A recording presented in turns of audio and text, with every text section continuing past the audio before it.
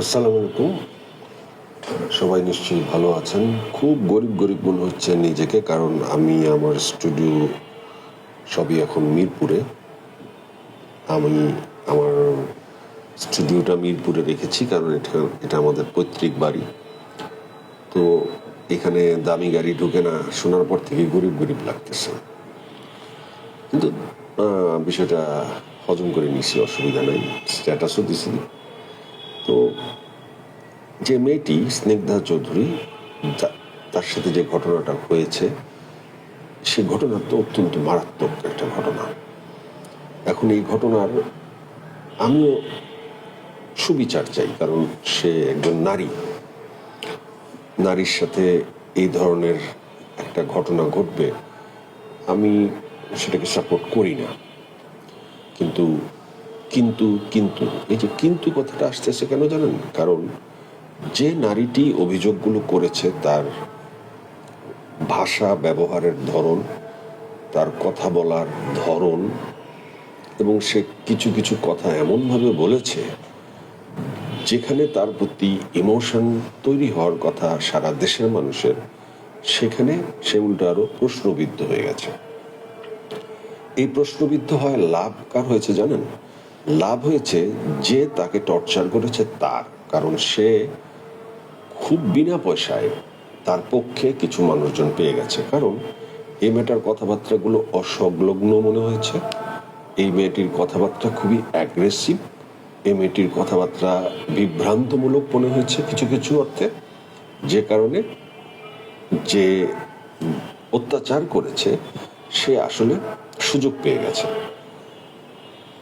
মেয়েটি নিজেকে শিল্পী হিসেবে পরিচয় দিয়েছে, একটা ছবি, দুইটা ছবি, মডেলিং।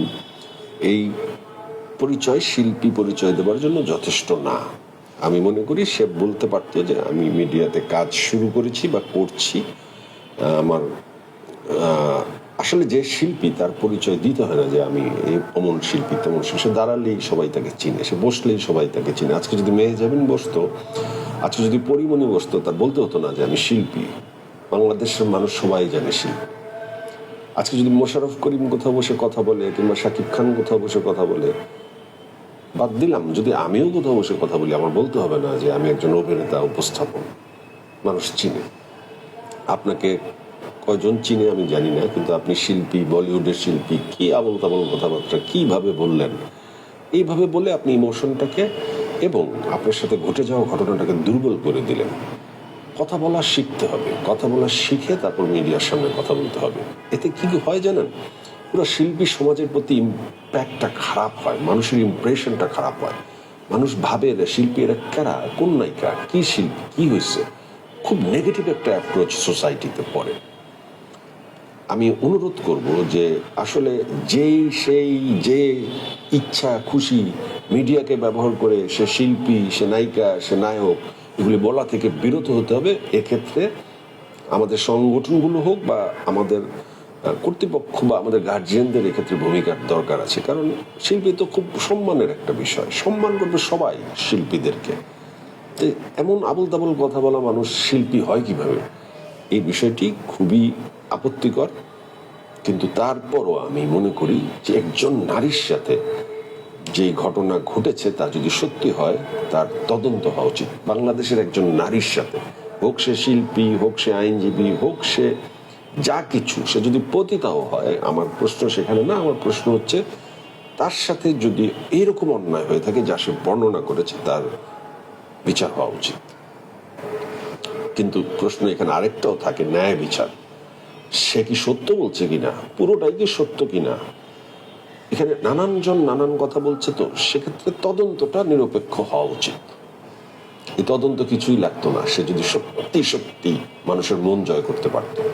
কিন্তু আজকে শুধু ভিকটিমের পক্ষে লোক দাঁড়াবে না, যাদের বিপক্ষে বলা হচ্ছে তাদের পক্ষেও লোক দাঁড়াবে, শুধুমাত্র তার কথার বলার ভঙ্গিমার ভুলের কারণে। এই ভঙ্গিমা, এই ছোট ছোট ভুলগুলো আমাদেরকে অনেক বড় বড় সাফল্য থেকে দূরে সরিয়ে দেয়। আপনি এত বড় অত্যাচারের শিকার হয়েছেন, আপনার বিচারটা আমি চাই, কিন্তু আপনি নিজেই আপনার বক্তব্যের কারণে আপনার বিচারটাকে বিলম্বিত করে দিলেন। শিল্পীরা এভাবে কথা বলে না, শিল্পীদের কথাবার্তা অনেক সুন্দর হতে হয়। ধন্যবাদ, ভালো থাকবেন।